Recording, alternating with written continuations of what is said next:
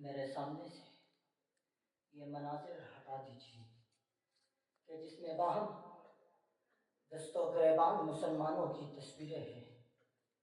اس اخبار اس رسالے کو پڑھے رکھ دو کہ جس میں بکھرے ہوئے ریوڑ کو ہر لمحہ اور ہر قدم پر خونخوار بھیڑیوں کے شکنجے میں دکھایا جاتا ہے۔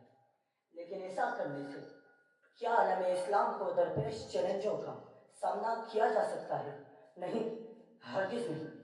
آج وقار جب میں چاروں طرف نظریں دوڑاتا ہوں تو مجھے عظمت و وقار کو سینے سے لگانے والی ملت صفاک ہواؤں کے رحم و کرم پر جور و استبداد کی چکی میں پستی دکھائی دیتی ہے۔ ناقدری کے جہنم میں جلتی قار مسلط کی اتاہ گہرائیوں میں پڑی نظر آتی ہے۔ آج جب اتحادات کا تصور مفادات کی گرد میں گم ہو چکا، کسی علم الدین شہید کا جذبہ ایمان بیدار نہیں ہوتا، قدم قدم پر شب خون نے پورے عالم اسلام پر سکتہ طاری کر دیا۔ تاریخ دانتوں میں انگلیاں دبائے کھڑی ہے۔ کشمیر کے زخموں سے خون رس رہا ہے، مگر ان زخموں پر مرہم رکھنے والا کوئی نہیں۔ بوسنیا میں مسلمانوں کے ہاتھ باندھ کر ان کا قتل عام کیا گیا۔ چیچنیا کے غیور مسلمانوں کا جہاد امت مسلمہ پر مسلط حکمرانوں کی بے حسی کی بینڈ چل چکا۔ فلسطین کی عملی جدوجہد اور قربانیوں کا سودا کر کے ہم اپنے آبا کے کفن فروشوں میں شامل ہو چکے ہیں۔ بے غیرتی اور بے حمیتی اتنی بڑھ گئی کہ ہم دشمنان اسلام کے پیروں میں پناہ ڈھونڈنے اور ان سے بھیک مانگنے میں کوئی یاد محسوس نہیں کرتے۔ ہم نے اپنی تلواریں نیام میں کر کے باطل کی بنیادوں کو استحکام بخشا۔ قاتلان اسلام کی راہ میں آنکھیں بچھا کر انہیں گلے سے لگایا۔ وائے ناکامی متائے کارواں جاتا رہا، کارواں کے دل سے احساس ضیاء جاتا رہا۔ حال وقار فتنے کے اس دور میں، اس نئی صدی میں ہمیں بے شمار چیلنجز درپیش ہیں۔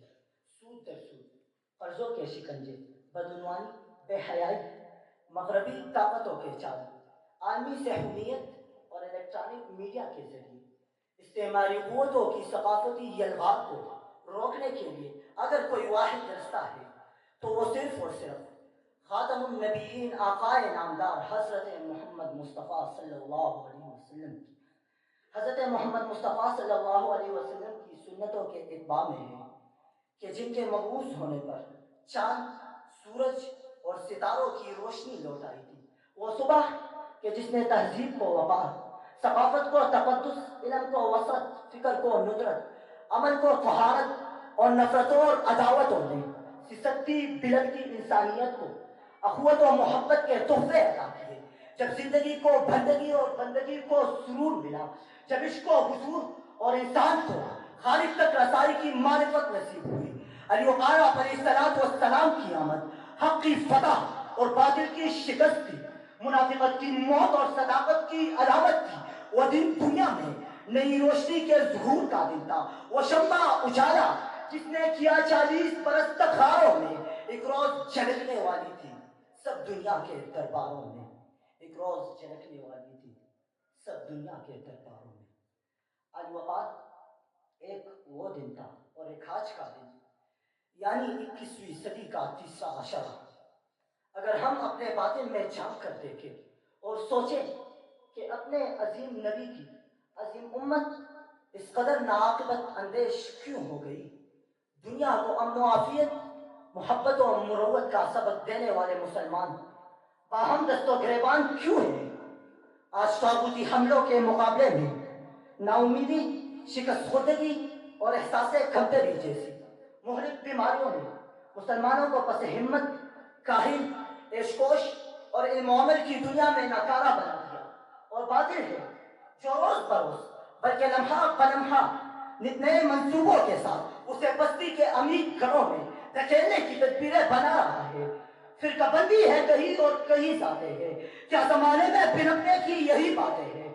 وہ زمانے میں معزز مسلمہ ہو کر اور تم خوار ہوئے تارک خدا ہو کر۔ علی وقار اگر ہم اس نئی صدی میں سیاسی، معاشی اور معاشرتی چیلنجز کا مقابلہ کرنا چاہتے ہیں، اگر ہم اس ظلم و بربریت سے چھٹکارا پانا چاہتے ہیں تو پھر ہمیں سیرت طیبہ کی روشنی اور قرآن کی تعلیمات میں خود کو ڈھالنا ہوگا، خود کو ڈھالنا ہوگا، کیونکہ یہی عشق و جنون کا وہ ولولہ انگیز نسخہ ہے کہ جس نے غلاموں کو تخت و تاج عطا کیا اور مسلمانوں کو عروج اور بلندیوں کی انتہا پر پہنچا دیا۔ وہ دانائے سبل ختم الرسل مولائے کل جس نے غبار راہ کو بخشا فروغ وادی سینا، نگاہ عشق و مستی میں وہی اول وہی آخر، وہی قرآن وہی فرقہ وہی یاسین وہی طہ۔ آپ سب کی سماعتوں کا بہت بہت شکریہ۔